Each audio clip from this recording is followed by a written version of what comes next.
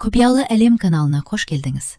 Құпияға толы әр оқиғаны жіберіп алмас үшін каналыма жазылыңыз, пікір жазыңыз, бөлісіңіз. Подписка мен лайк каналдың дамуына үлес қосады. Жайғасып отырыңыз, бұл оқиға сізге арналады. Екінші бөлім. Капитан Минхо іштей бір шешімге бекінгендей ауыр күрсінді де. Мен нәтиже уәде етпеймін, жұмыс уәде етемін. Егер полиция іске араласа, істі сіздің мақұлдауыңызсыз оларға тапсырамын. Бұл келіссөздер жүргізуге болмайтын нәрсе. Жарайды, деді Минджи ойланбастан. Онда іске кіріселік. Ол қайтадан отырып қаламын алды. Маған Сумен туралы білетіндеріңіздің бәрін айтыңыз. Достары, отбасы, бұрынғы қарым-қатынастары, қаржысы, жұмыста кіммен сөйлескені, және сөмкенің фотосуреттері. Қазір жіберемін деп, Минджи телефонын ашып, фотосуреттерді жібере бастады. Бұл уақытта Минхо терезе алдындағы кішкентай кофе машинасынан өзіне кофе қиып алды. Қара түсті, қансыз. Бірақ ол қызға ұсынған жоқ. Бір сұрақ, деді ол фотосуреттерді қабылдаған кезде. Клиника туралы қандай қауесет естідіңіз? Онда не болған болуы мүмкін, деді қыз. Минхо экрандағы сөмкенің суретіне мұқият қарап отыр. Естуімше ол жерде заңсыз медициналық процедуралар, хирургиялық операциялар, келіспеген немесе келіскенін түсінбей, келісім берген пациенттер туралы болған. Демек, құрбым бірдеңе көрген болуы керек, деді Минджи. Мүмкін. Міне, сондықтан ол жоғалып кетті ме? Дәл сондықтан шұғыл қимылдауымыз керек деп қосты. Сыртта Сеулдың мамыражай күндері өтіп жатыр. Ал бұл сын сағаттарда біреудің өмірі минут сайын жіңішкеріп бара жатқан жіпке ілініп тұрғандай әсер қалдырды. Минджидің мазасы қашып, дегбірсіздене бастады. Минхо телефонды алып, нөмір тере бастады. Минджи оның қолдарына сабырлы, асықпай қарады да, оның іске кіріскен пейілінен алғаш рет үміті оянғандай қуанып кетті. Аздап болса да, белгісіздіктен шығатындай сенім пайда болды. Келесі таң тұманмен басталды. Кешегі аптап ыстықтан болар, аспан күмбезін бұлт торлапты. Әдетте таңғы 9-да тұман таралып, аптап ыстық қайта оралатын. Минхо таңғы 5-тен бері ұйықтамаған еді. Ол кеңсесіндегі үстелінде отырды, терезесі сәл ашық тұрды. Ылғалды ауа мен көшенің арғы жағындағы наубайханадан шыққан жаңа піскен нанның иісі бөлмесін жайлап алды. Оның алдында баспа қағаздары, түнімен қарап шыққан Ханбок клиникасы туралы және ондағы бас дәрігер Пак Джихо туралы да ақпараттар жатыр. Ашық дерек көздер, кәсіби ресурстар, жергілікті газет мұрағаттары. Ол 20 жыл бойы жүйелі жұмыс істеді. 61 жастағы дәрігердің мінсіз медициналық лицензиясы бар. Ол тағы 2 қайырымдылық қордың қамқоршысы және 2019 жылы Корея медициналық қоғамы сыйлығының иегері. Клиниканың веб-сайтындағы фотосурет, жұмсақ күлкі, ашық сұр күртеше, ешкімге ештеңе дәлелдеудің қажеті жоқ мінсіз адамның келбеті. Капитан фотосуретке ұзақ қарап тұрды да, суреттерді қолымен қағып жіберді. Ол оның мінсіз беделіне сенбеді. Мұндай мінсіздік оны тыныштандырмады. Керісінше, оны одан әрі күдіктендірді, сақтандырды. Оның тәжірибесінде мінсіз тәжірибесі бар адамдар көбінесе бір нәрсені жасырады. Ол суып қалған кофесін ішіп бітіріп, телефонына қол созды. Минджимен кездесуді келісіп алу үшін телефон номерін тере бастады. Таңғы сағат 10-да олар клиникадан 2 квартал жердегі кішкентай кафенің алдында кездесті. Капитан межелі жерде ертерек келген. Қолында 1 стакан кофе, ұйықтамағаны көрініп тұр. Шашы ұйпаланған, асығыс артқа қайырылған. Бірақ көз қарасы нық және шешімдеді. Мен оның атын іздедім, деді ол, фотосурет көрсету үшін телефонды ұсынып. Бұл Херин. Мен оны клиниканың ескі веб-сайтындағы қызметкерлер тізімінен таптым. 2 жыл бұрынғы корпоративтік фотосурет екен деп, Минхо фотосуретті көрсетті. Херин 3-ші қатарда. Басқалардан сәл бөлек, арақашықтықты сақтауға үйренген адамдай тұрды. Жарайсыз, деді Минджи телефонды қайтарып беріп. Енді не болады? Не істейміз? Қандай адамдармен сөйлесеміз? Ол күртешесінің ішкі қалтасынан кішкентай дәптер шығарды. Менің байланыс көздерім бар. Сұрастыра келе, клиниканың бұрынғы қызметкері 8 ай бұрын жұмыстан кеткенін білдім. Мен оны медициналық мамандардың аты жөні жарияланған кәсіби тізімдер арқылы таптым. Содан таңертең оған қоңырау шалдым. Ол әрине кездескісі келмей қашқақтады. Дегенмен шарт қойып кездесуге келісті. Ол қандай шарт? Егер қояр сұрағымызды 15 минутқа сыйдыра алсақ, және тек жеке кездесу болса ғана рұқсат. Минжи басын изеді. Олар Сеулдің шығысындағы Брума көшелері, ескі гараждарын қайта жабдықтаған кофеханалары және бугенвилламен көмкерілген үйлері бар Ичхон ауданына көлікпен тез жетті. Әйел оларды су қоймасының жанындағы кішкентай саябақта күтіп отыр екен. Орыннан тұрмастан орындықта отырып үйректерді тамақтандырып, оларға нан кесектерін лақтырып жатты. Херин шамамен 50 жаста еді. Шашы қысқа, кең етек белдемше мен ақ блузка киген.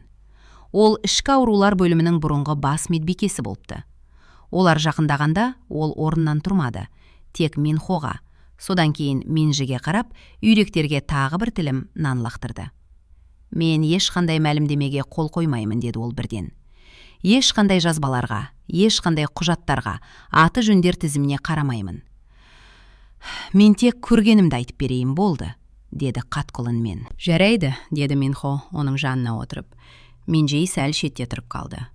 Мен онда 7 жыл жұмыс істедім, деп бастады ол ақыры.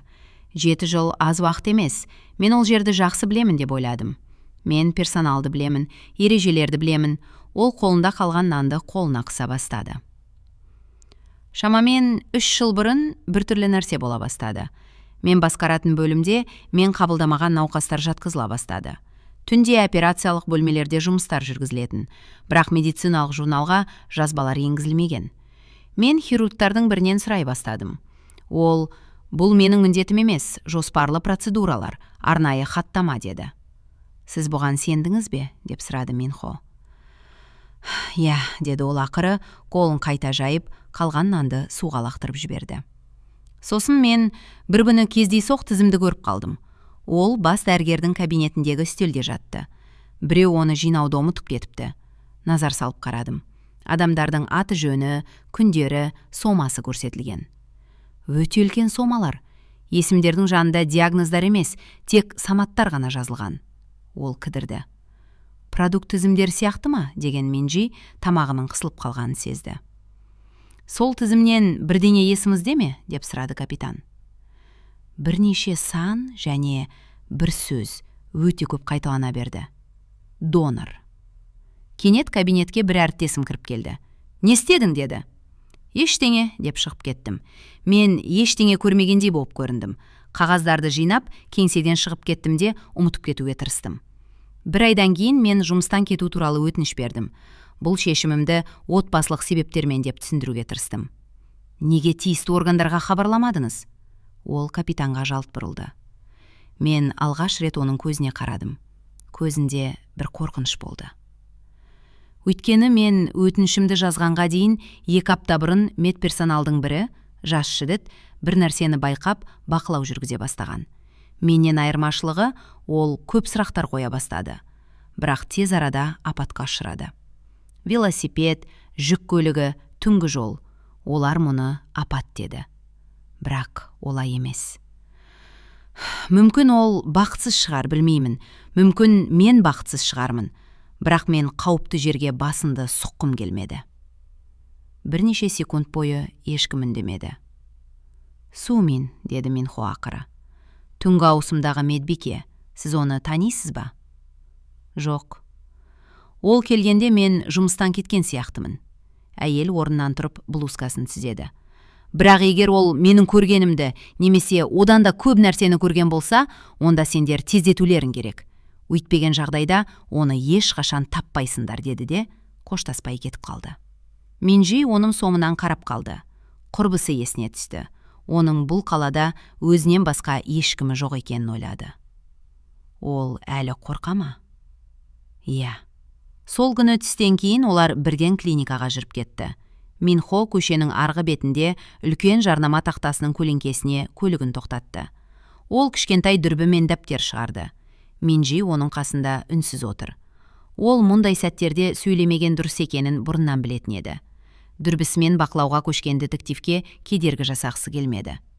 Детектив кіреберісті бақылап, кімнің кіріп, кімнің шығып жатқанын, сағат нешеде екенін, кімнің қалай киінгенін, өздерін қалай ұстайтынын бақылап отыр. 40 минуттан кейін ол ақырын сөйледі. Міне, таныс технигіміз деп, бүйірлік кіреберістен шыққан жігітті нұсқады. Бұл жолы азаматтық киіммен емес, форма киіп алған. Бұл ауысымының басталғанын білдірді. Ол есіктің алдында тоқтап, телефонын алып тере бастады. Содан кейін басын көтеріп, бұлардың көліктеріне тіке қарады. Менже инстинктивті түрде артқа шегінді. Қозғалма, деді Минхо сабырлы түрде. Машинамның терезелері қараңғыланған, ол бізді көрмейді. Техник тағы біраз секунд тұрып, телефонын қойып, ғимаратқа қайта кірді. Ол бірдеңе сезіп қоймады ма, деп сұрады Менже. Әлде біреу оған хабар берді ме, деп детектив дәптерін жапты. Олар сені іздеп жүр, Менже. Сен көп сұрақ қойып жатырсың. Бұл олардың тыныштығын бұзды. Олар күні бойы клиниканың жанында болды. Ғимаратқа қарады. Екінші қабаттың терезесінде жәндіктер жүр екен. Біз уақыт жоғалтып жатырмыз, деді Минхо. Отыра берсек, құрбымыздан айырылуымыз мүмкін. Әлде тіпті кешіккенде шығармыз. Менжейдің көзіне жас келді. Детективке жалт қарап, жылап жіберді. Одан мұны күтпеген Минхо, оны жұбатудың орнына қатқыл үнмен әлдекімге қоңырау шала бастады. Алло, мен ғой, бармысың досым? Мен өте күрделі күрмеуді жазуға бел буып тұрмын. Егер айқын дәлелдермен ұстасам, басқармадан ордер алып жігіттермен көмекке жетерсің, деді. Бұл оның бұрынғы напарник еді. Келесі қоңырау кезегі бала кездегі досы. Қазіргі денсаулық сақтау министрлігінде отырған үлкен адамға түсті.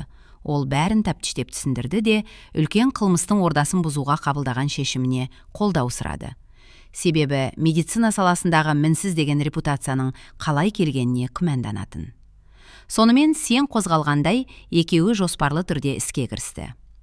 Менже, сен клиникаға кір, басқа есіктен, деді детектив. Неге? Қосалқы есіктен кірейік, мен жол көрсетем, деді Менже. Жоқ, олар қазір сені жан-жақтан іздестіріп жатыр. Өйткені сен көп сұрақ қойдың, және сен оларға қауіп төндіретін жансың. Сондықтан олар сенімен айналысып, алданы жатқанда, мен бүйір есіктен кіріп, құрбыңды табуға тырысам, деді Минхо.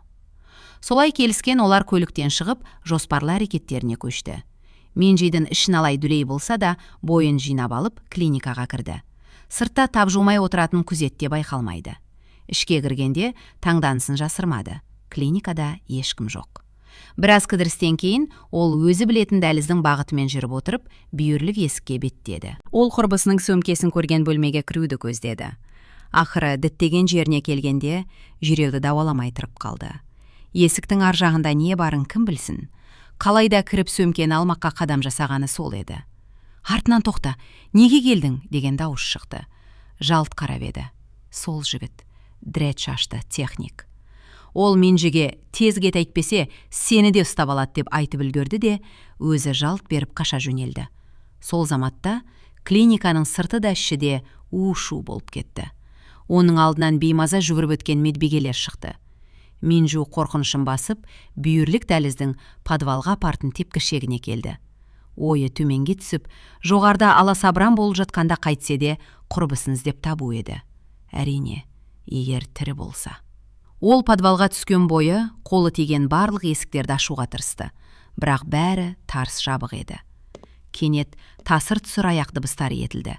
Подвалға бірінші жеткен капитан екен. Ол қолына қажетті құжаттарды түсіргеннен кейін полиция шақырғанын айтып үлгерді. Құжаттар дегені барлық операциялар мен тізімдер, сомалар мен келісімдер жазылған флешка екен. Ол флешканы дред өрімді жігіт қанша жылдан бері өз басына қауіп төнсе, өзін ақтап алу үшін айғақ ретінде жинастырып жүрген болып шықты. Істің насырға шауып бара жатқанын, ол медбигені клиника әкімшілігі қамауға алғаннан бастап сезе бастады. Ненің дұрыс, ненің қылмыс екенін іші сезіп тұрса да, бұл тек әкімшілік жаза ғана болар деп ойлаған. Бірақ ол ойы қате болып шыққанын. Ол клиника әкімшілігінің медбиге қызды операция столына дайындаған жоспарларын, күні мен уақыты жазылған және реципиент клиенттің аты жөні көрсетілген құжатты көргенде ғана түсінді. Содан бері оның ішінде тартыс жүрді. Міне сол тартыс бүгін оның таңдау жасауына алып келді. «Не болып жатыр, детектив?» деді Менже. «Менің қолыма, мен іздеген дәлелді айғақтар түсті. Мына техник сәл кешіккенде полиция келмес пе еді?» Дәлелді айғақтарды тез полицияға жібердім.